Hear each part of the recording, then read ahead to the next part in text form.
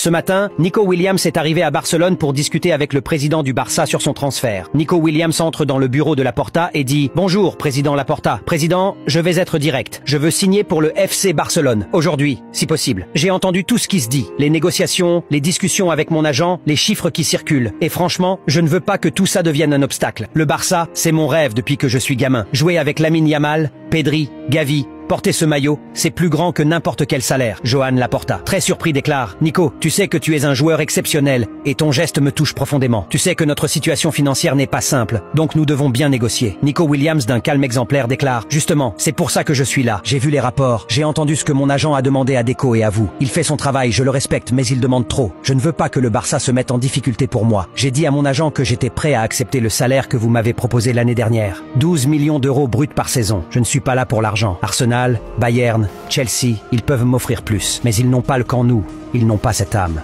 Je veux jouer pour le Barça, et je suis prêt à attendre le temps qu'il faudra pour que tout soit réglé avec la Liga. Joan Laporta, très surpris, dit « Nico, tu parles comme un vrai culé. Tu sais, quand Deco m'a raconté sa rencontre avec ton agent, il m'a dit que tu étais fou de l'idée de rejoindre le Barça. Mais je dois être honnête, même avec ta générosité, activer ta clause de 59 millions d'euros et respecter les règles du fair play financier de la Liga, c'est un défi. » Nico Williams, d'une voix calme, déclare « Je sais, président, et je ne veux pas vous compliquer la vie, mais je crois en ce projet. Si je dois attendre un peu pour être inscrit, je le ferai. Si je dois baisser encore mes attentes, je le ferai. » Joan Laporta, encore plus surpris, déclare « Ok, Nico, ton envie et ta détermination à payer. La semaine prochaine, tu seras joueur du Barça. » Nico Williams, très fier, déclare « Merci, président. Je donnerai tout pour les supporter. Visca Barça. » Après que Nico Williams a signé avec le Barça, il a appelé Lamine Yamal et a dit « Frérot, tu sais qu'on est de bons amis, mais il faut absolument qu'on se débarrasse de Rafinha. Sinon, il y a certaines choses qu'on n'aura jamais. Tu ne vois pas que depuis qu'il est là, c'est lui qui marque tous les buts et que les fans l'adorent. Tous les autres joueurs le respectent plus que nous. Non seulement il joue mieux que nous, mais en plus il a plus de soutien. Et n'oublie pas, il est brésilien. Cette année, c'est le meilleur joueur de la Liga